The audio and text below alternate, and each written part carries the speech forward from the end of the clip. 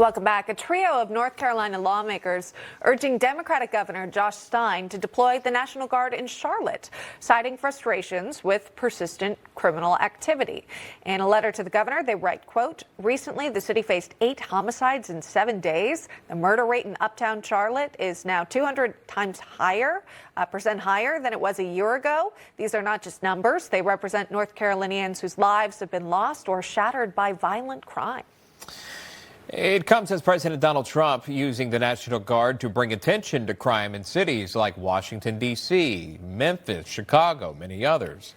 With that, we're joined now by North Carolina Congressman Mark Harris joining us. Congressman Harris, good to see you. Are you one of the lawmakers who signed on to that letter, and could you explain maybe why you made that decision? I did, in fact. Thank you so much, Sean and Emma, for having me with you today. Yes, this is a situation that we find ourselves in Charlotte, that we just believe that it was time for the governor to bring in the help. And really what precipitated it was the fact that our own police, the Fraternal Order of Police, had made this plea for the help from the National Guard. They cited recently that there are 270 plus understaffed in police force here in our city. And while we feel like that the National Guard, if they came in, would be a deterrent to what's going on right now with this crime wave that we're seeing in Charlotte, we also feel like it would give our police the backup that they need while they are able to come up with a more long-term plan that's going to be a better solution. Unfortunately, Congressman, the governor's office seems to disagree with your position. In a response to the letter, we'll show you this. A spokesperson for Stein's office says this: local, well-trained law enforcement officers who live and know their communities are best equipped to keep North Carolina neighborhoods safe, not military service members. That's why Governor Stein has been working to expand our ranks of well-trained law enforcement officers. He's called on the General Assembly to fund his plan to extend raises and recruitment and retention bonuses to law enforcement and make investments in mental health to keep everyone safe. Congressman, have you seen that in effect?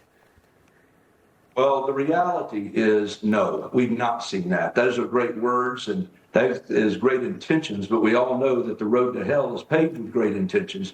The reality is we've got a crime issue here in Charlotte, and we've got something that we feel like the National Guard would be able to come in and deter crime while we are looking for and developing some of these long-term solutions that he may mention. But his reference that the local folks here in the community and local law enforcement officers know best, I don't disagree with him on that at all. That's the reason for our letter. The Fraternal Order of Police were the first ones to step up and say that we're understaffed, we need the help. And listen, it's proven in Washington, D.C., it's proven itself in Memphis that the National Guard, when they come in, can become that deterrent that I think would certainly bring confidence back to the citizens of Charlotte, particularly in the uptown area where we've seen this spike in crime most definitely.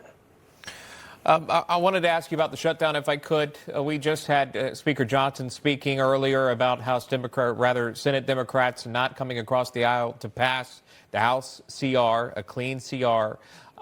We had the announcement of Speaker Pelosi announcing her retirement. She's going to serve out her term till 2027. Your reaction maybe to Speaker Pelosi retiring, but also Democrats as a whole collectively staying away from passing this CR. It's impacting now even airports operations. Well, I wish Nancy Pelosi well in her retirement, and I can't say that we're not encouraged to hear that. Although I think what it does point to is the fact that the party on the other side, the left, continues to move so far to the left that maybe even perhaps Nancy Pelosi can even find a place there. I mean, what we're seeing happen right now with Democrats in the Senate that are willing to put this punishment on the American people by not reopening the government, it's unforgivable. I mean, it's so simple. If they would just pass the continuing resolution that even has it to November 21st, they can open the government today if they'll simply pass that. And we're obviously going to have work to do, and we're going to have to do it quickly, but they're going to have to take the step of reopening the government and forget the politics of pain that they are putting the American people through right now. Yeah, really running out the clock, by the way, on that November 21st extension, even if they were to agree to it. So we'll see what happens. Again, this is now the longest shutdown in U.S. history. So we're in a bit of unprecedented times. That is Congressman Harris joining us. Thank you, sir. We do appreciate it.